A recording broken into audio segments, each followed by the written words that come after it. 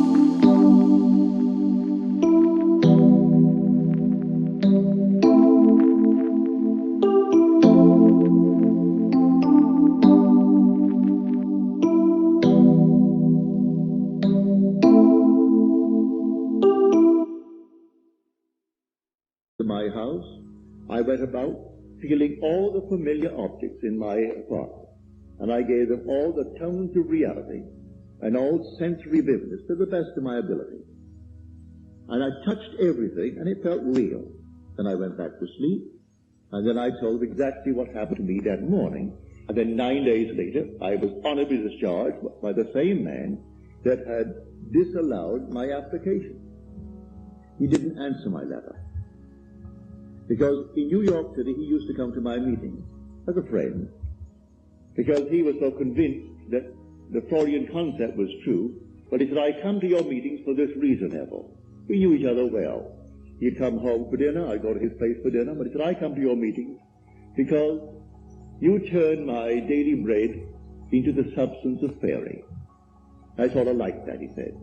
But when I listen to you, I hold the chair, and I put my...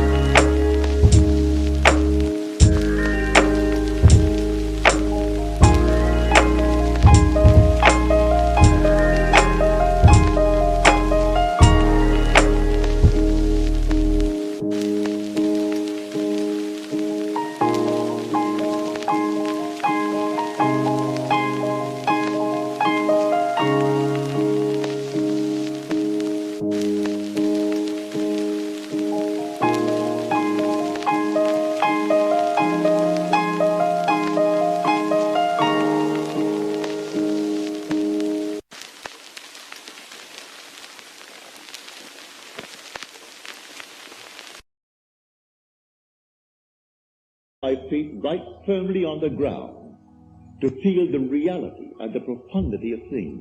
You aren't going to take me away with you. You're going to leave me right here where things are solidly real, so I feel the place under my foot, and I feel the things next to my hand, and I hold on tightly as you weave your story concerning moving off in one's imagination. So he would not penetrate the facts. So when did he get out? When the other millions got out. So he remained with his facts for the next 3 years. I got out in March of 43. He came home to New York City in 46, demobilized as the other millions and millions of boys were. He could not let go of the facts. This is the flood, no other flood. This is the flood. We are drowned with facts, victimized by them. Now, does the Bible teach this story of getting through the facts using my imagination? It certainly does. Well, let me take you into the 27th chapter of the book of Genesis, the first book, the book of the beginning. If you're not familiar with the story of Isaac and his 2 sons, they were twins. Let me refresh your memory if you've forgotten. It is said in the story that Isaac had, that is, his wife had the 2 sons, Rebekah, but he was the father of the 2 sons, Esau and Jacob. It is said that Esau was a hairy one. He came out first. And then Jacob came out second, and he had no hair. He was completely hairless, while Esau was covered in hair from head to foot. But he was the first. One was called Esau, and one was called Jacob, because he came out second and supplanted the other. Now we are told that when the father Isaac was old, and his eye was dim so that he could not see, in other words, he was blind, he said to his son Esau, I cannot see, and my days are numbered. I want you to go into the fields and hunt, and bring me some well-prepared, tasty venison as I like it, savory venison. We are told that Rebekah, who loved her second son more than she did the first, overheard the conversation between Esau and his father. And then because she loved Jacob and wanted Jacob to get the blessing, for the father feels his days are numbered, and he must now give his blessing to one of his sons, and the first one must get it. So the mother told Jacob what she had heard, and then suggested that we take one of the kids from the flock, and we kill it, and take the skins of the kid and put it upon you, so that you will have the appearance of Esau. Esau thought otherwise. He said, suppose my father discovered it. Then Jacob said, suppose my father discovered it. And the mother said, leave that to me. It will be on my shoulder if he discovers it. And send Jacob into the field to bring a kid. Well, he took that kid and brought it, tastily prepared for his father. He came quickly into the presence of the father. And the father said to him, come near, that I may feel you, my son, whether you are my son Esau or not. So Jacob came near to Isaac his father, who felt it. And then Isaac said to Jacob, the voice is Jacob's voice, but the hands are the hands of Esau. And then he blessed him. He gave him his blessing. He had no sooner left the presence of his father when Esau comes in now with savory venison. And the father said, well, who was it that came? For I have already eaten. Who came? And then he discovered it was his son Jacob who came with guile and betrayed him. But said the father, I have given him your blessing and I cannot retract it. And blessed he is. All will serve him. Everyone will serve him. Because I gave you the blessing and I cannot take it back. Now on the surface, you will say, now what is the story trying to tell us? Well, in this same book, in an earlier passage, we are told about the ark. Build the ark with 3 decks, the lower, the second, and the third deck. Well, you think it's a huge big building. Well, you use your imagination. You can't conceive of any building that could house all the animals of the world in pairs. and all the so-called good ones will be in 7 pairs, and enough food to feed them for 40 days and 40 nights. Well, you just simply could not conceive of it. Nevertheless, that's the story. But there are 3 decks. The obvious thing is the facts of life. Then there's psychological interpretation of these so-called stories, and then the spiritual consummation of the story. So you have the lower deck, the second deck, and then the third deck. So here is a perfect example of the second deck. This room now is a fact. We're all in the room. It's a fact. But suppose I don't want to be here. Suppose it becomes a prison to me. Can I get out of it? If I know to penetrate the fact. If I know that I am the ark. That all things exist in the human imagination. And the human imagination and God are one. They are one, not two. I can, in my imagination, penetrate any wall.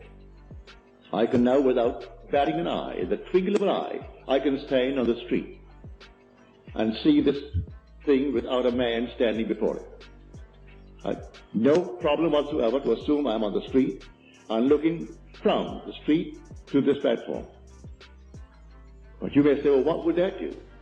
Well, let me do it and feel the reality, feel that solidity of the street under my foot and see this building from the street rather than looking to the street from here. If I do it and give it solidity, give it reality, I'll be compelled to go there. This is what Scripture teaches. That is my blessing. I can penetrate a fact. And penetrating a fact, I can stand wherever I want to stand in this world. Then the promise is made, wherever the sole of your foot shall stand, that I have given to you. I'm not going to make you a promise and not fulfill it. I've given to you if you can stand upon it. So I actually stood upon my apartment. I actually stood upon that floor. I felt the bed. I felt everything and gave it reality. My friend wouldn't allow himself to sleep in one place and assume that he was sleeping elsewhere, because that is a divided state of mind. He didn't want to become a split personality, and so he wanted to be completely coordinating. Well, he was coordinated, all right, for the next 3 years, all in one little spot in his barracks. And for 3 years he couldn't get out. Because first of all, he wouldn't try it. Because I turned his daily bread into the substance of fairy. And so he did not answer my letter. I reminded him a few times since. Why didn't you answer the letter? Well, first of all, it didn't make sense. And I don't believe, said he, that really what you did was the sole cause of your discharge. You always question it. Then I repeat it another time and tell him again what happened this time. Well, that would have happened anyway. You do it a third time. You do it a fourth time. Do you know if you did it 1,000 times, he would still say, do it once more. It will always happen as far as they're concerned. It just didn't happen because you did something. These things would have happened anyway. So why do you analyze people then? Then let things happen. We are not the creatures of circumstances, said a man who bears your name, for his first name is Israel. And Disraeli's name is simply of Israel, Benjamin Disraeli. And he said, man is not the creature of circumstances. Circumstances are the creatures of men. He knew how to create things, all in his imagination. So he said, you bear the name of Israel, but you don't apply the story of Israel. If you only apply it, so these things are taught us in Scripture. Scripture is not secular history. This is contemporary. It didn't happen thousands of years ago. The flood is on. And this is the flood. The whole vast world is inundated with facts, like this prominent paper. It's the evening paper, the Examiner. And they're proud of the fact they only print facts. They don't embellish it. No frills, only the facts. Therefore, buy the facts. Well, I'm going to buy the facts. And they go all over the world to find frightening facts. I'm not denying that he didn't kill her. I'm not denying that he did not receive a sentence of X number of years. But when people ask anything of me, I'm not concerned about why it happened. What do you want? And I will simply apply my imagination lovingly on behalf of that request. I don't care what brought you to that state. I am here to simply get you out of the state. What do you want? All through the Bible, what do you want? He didn't condemn anyone. The woman taken in adultery, he didn't condemn. Then what do you want? Go and sin no more. He didn't call the act of adultery a sin. If she called it, or they called it a sin, all right, call it a sin. Therefore, don't repeat it if you call it a sin. But sin is simply knowing what to do and not doing it. That's sinning. So if I discover what to do, to penetrate the fact, to go beyond the fact, and create a condition for myself, and dwell in it, and think from it, instead of thinking of it. For the great fallacy of the world is perpetual construction, deferred occupancy. Create and create in my mind's eye all kinds of lovely things I would like to realize, but I never occupy them. I do not penetrate the state and go right into it and give it cubic reality. But I know, and you know, and it's not difficult to understand why. The sense of touch is something we believe in more profoundly than we do in, say, the sense of sight, or the sense of hearing, or the sense of smell.